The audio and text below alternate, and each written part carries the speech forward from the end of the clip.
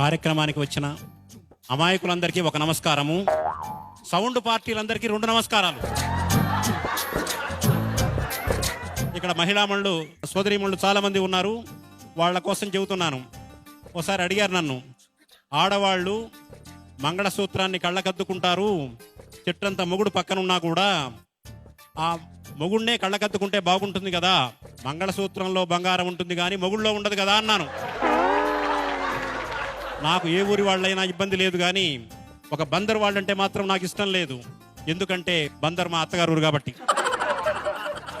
ఎంత ఆనందం అండి, మీరు కూడా నా టైపే అనుకుంటున్నాను. ఎవరు టైప్ వాళ్ళని వాళ్ళు ఈజీగా గుర్తించగలరు. భార్యనేమో ల్యాండ్ లైన్ ఫోన్ లాంటిది, గర్ల్ ఫ్రెండ్ ఏమో సెల్ ఫోన్ లాంటిది. నెంబర్ 1. దీనికి తేడా ఇంకోటి ఏంటంటే, సెల్ ఫోన్కు 2 కనెక్షన్లు ఉండొచ్చు, 3 కనెక్షన్లు ఉండొచ్చు. సెల్ ఫోన్కు, ల్యాండ్ లైన్కు మాత్రం ఒకటే కనెక్షన్.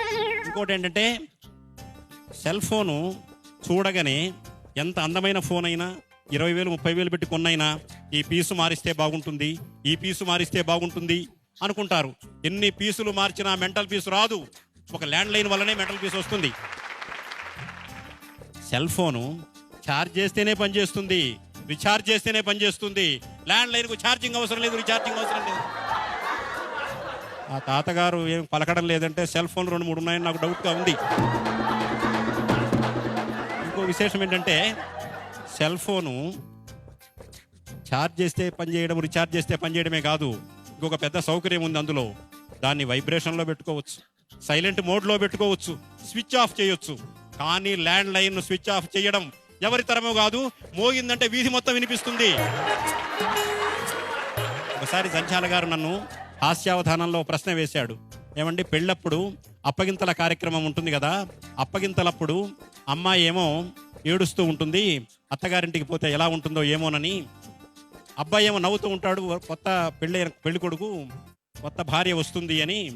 మీరేమంటారన్నాడు. నేను చెప్పాను, ఏం లేదు, అమ్మాయి అప్పగింతల కార్యక్రమంలో ఏడుస్తుంది, ఆ అమ్మాయికి అది ఆఖరి ఏడుపు. అబ్బాయి నవ్వుతాడు, అది ఆ అబ్బాయికి ఆఖరి నవ్వు అని చెప్పాను.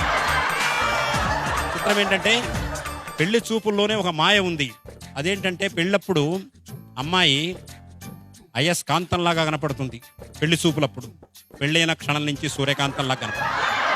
పెళ్లి చూపులప్పుడు అమ్మాయి మల్లె తీగలా కనపడుతుంది, పెళ్ళైన క్షణం నుంచి కరెంటు తీగలా కనపడుతుంది. కావాలంటే ఐశ్వర్య భర్తను కూడా కనుక్కోవచ్చు మీరు.